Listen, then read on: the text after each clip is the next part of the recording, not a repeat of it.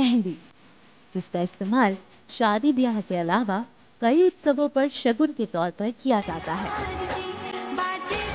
शादी के समय में मेहंदी को दुल्हन के 16 श्रृंगारों में से एक माना जाता है। देखिए, मेहंदी शुरू से ही आप अगर देखते हैं तो बहुत शुभ मानी जाती है। अगर किसी औरत के हाथ में मेहंदी लगी हुई हो तो आप जानते हैं कि या तो उनके घर में कोई फेस्टिवल है जिसमें वो शुभ में लगी हुई है, या फिर उनके घर में कोई शादी है। दोनों केसेस में हमेशा एक अच्छाई के लिए माना जाता है, एक खुशी का चीज़ मानी जाती है। हाथों को रंगने के अलावा मेहंदी का उपयोग गर्मी के मौसम में दिमाग और शरीर को ठंडक देने के तौर पर भी किया जाता है, क्योंकि इसकी तासीर ठंडी होती है।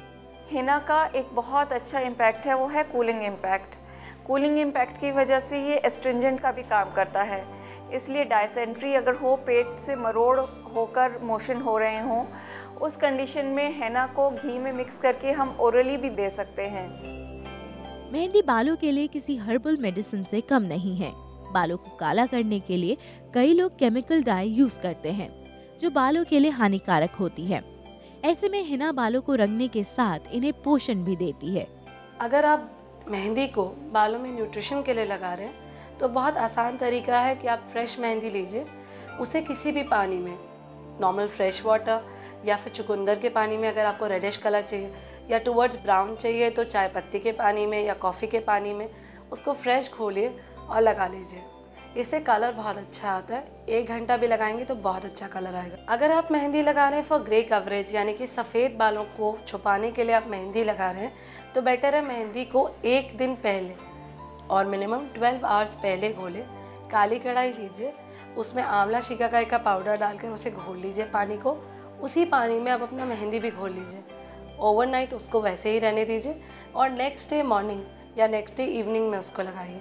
आप अगर सर्दियों में लगा रहे हैं तो बेटर है पानी उबालकर गरम कर कर उसके बाद उसमें मेहंदी घोलेंगे, तो मेहंदी का तासीर भी थोड़ा सा गरम की तरफ रहेगा और आपको वो प्रॉब्लम नहीं आएगी कि सर्दियों में मैं मेहंदी लगाऊं कैसे। एक खास बात, हिना को धुले हुए बालों में ही लगाएं, इससे आपके बालों को ज्यादा फायदा मिलेगा।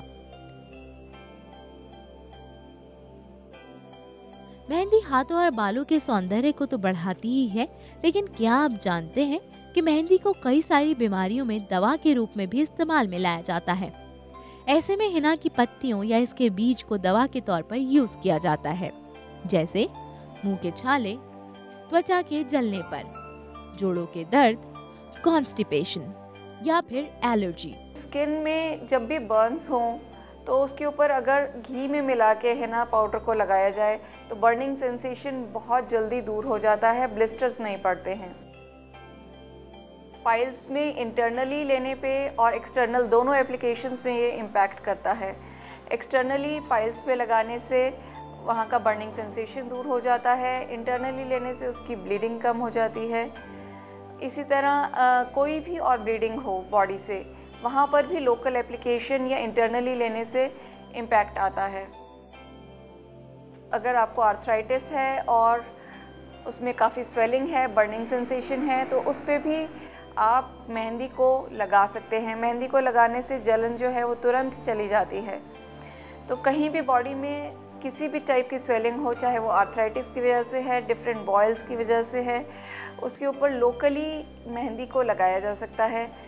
अगर बहुत ज़्यादा कूलिंग इम्पैक्ट नहीं चाहिए तो उसको घी में मिला के लगाइए। अगर ज़्यादा कूलिंग इम्पैक्ट चाहिए तो वाटर मिक्स करके लगाइए। मेहंदी आजकल फैशन के तौर पर भी यूज होती है। कई लोग इसे टैटू के तौर पर भी इस्तेमाल करते हैं। पर आप मेहंदी को बालों में लगाएं या उससे अपने हाथ सजाएं। पर इस बात का ध्यान रखें कि मेहंदी अच्छी क्वालिटी की ही हो, ताकि आप पर चढ़े मेहंदी का खुशनुमा रंग।